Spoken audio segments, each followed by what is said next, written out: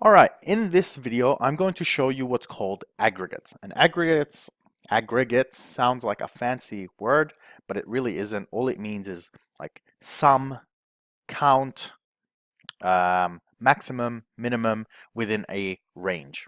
Okay, a range of values. If I go into my data set, let's click on this button right here, the view data button.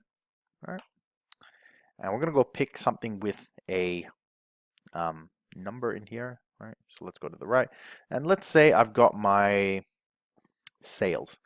Whoops, right? Doesn't matter, I'm sorting it.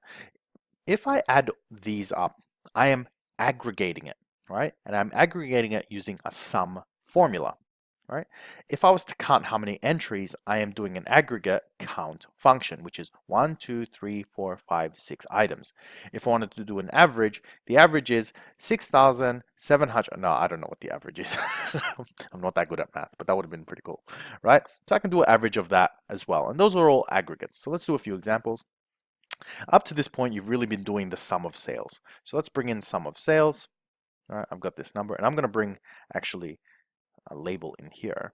And we're going to put this kind of side by side. I'm going to duplicate this, right? So I've got sales and the other one. I'm just going to get rid of this label, right? Actually, let's get rid of both labels. It's just going to be confusing, and I'm going to do that instead. So at the moment, they're both sums. All right, they're the same value sets, but instead of sum, as you can see here, I want to change it. And it's very easy. I don't have to do it by formula explicitly. I can just right click on this, right? Or I can click this triangle, right? Left click. I go here to measure, and I can just change it. So if I want this to be an average, I just click average. And that's it. Now I've got the average here, right? Even the labels update. And over here, you'll see the AVG, which is the formula for average. Notice it's not created anything new in here because the way Tableau works is everything is aggregated by default. And that's mostly because, well, that's really our end game most of the time. We're aggregating things. And it isn't until the very end that you want to see individual records. You see, with Tableau, for the most part, it starts in reverse. You start with all this data, right? And you're filtering it, you're cropping it, and then at the very end, you got your sum, right? Or your whatever you're trying to do. Whereas in Tableau, it goes the other way around. You aggregate and then you split, right? And it results in a lot more of a visual analysis. All right, so let's change this to other things. Let's go right click. Let's do a median, right? So that does the median across all your values. You can do a count, right? And also a count distinct. Now I'm going to show you what a count distinct is, maybe in Excel, right? And count distinct is in Excel, but if you've never seen a distinct count, I'll show you what it means. So if I have Jed, Jed, Jed, right? And I do two counts. So there's a regular count, right? And then there's a distinct count, right? Here's the difference. A count doesn't care what's actually in there. It just counts it. So 1, 2, 3, right? A distinct count looks at the number of combinations. So let's say, let's put another one in here. So the count of this will be 6. So let's do this in Excel actually. So we do count of this, and I think this won't work because the count in Excel uses numbers. So it's really count A, which counts anything, right? You don't need to know this. It really just counts the entries. So I've got 1, 2, 3, 4, 5, 6.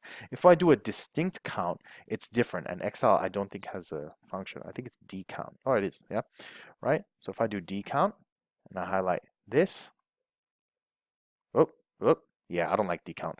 Really, what the distinct count is actually 2. It's Jed and it's John. That's it. It counts the unique entries, not the number of entries, right? So that's a brief description. So let's do a little example. Let's clear this out. And I'm going to go product name, right? I'll go product name, maybe something smaller. Let's do, yeah, actually, let's do product. What should I do product name? Maybe subcategory. We'll do subcategory. Okay. And if I'm going to count this, right, you can actually count on anything, right? I can do count. I'm going to bring subcategory in again, right? And I'm going to count. So if I go right click, measure, count, it counts the number of times accessories has come up. So you got 452, 312, let's add a label in there, right? But that could be that the same subcategory name has come up 452 times. So if I want to see that as a unique count, I just right click, measure, count distinct, and you'll see that it's 1. because these have just come up once. It's a unique count. If I bring category in here, right, and we do get rid of this, right, you'll see that this is now a bit different, because what it's saying is that there's four unique categories in here, 9 unique categories in here, and 4 in technology. And I know that because if I grab subcategory and bring it in, just remember the number 494. Okay, let's get rid of this thing. Actually, let's just put it up there. Right, I got 4, 9, so 1, 2, 3, 4, 5, 6, 7, 8, 9, and 4. Right. Would have been embarrassing if that didn't actually come out to 494. But that is what your distinct count can do.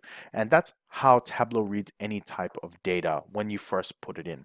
And remember, you don't have to just do counts. Well, maximum, minimum, sum, that works on measures. So anything where it's a number, but you can do things like count on these entries as well. Right? So if you want to do the number of ship mode counts, you can do that as well. It all depends on what you're trying to achieve. Okay, so I hope you enjoyed, and I'll see you next time.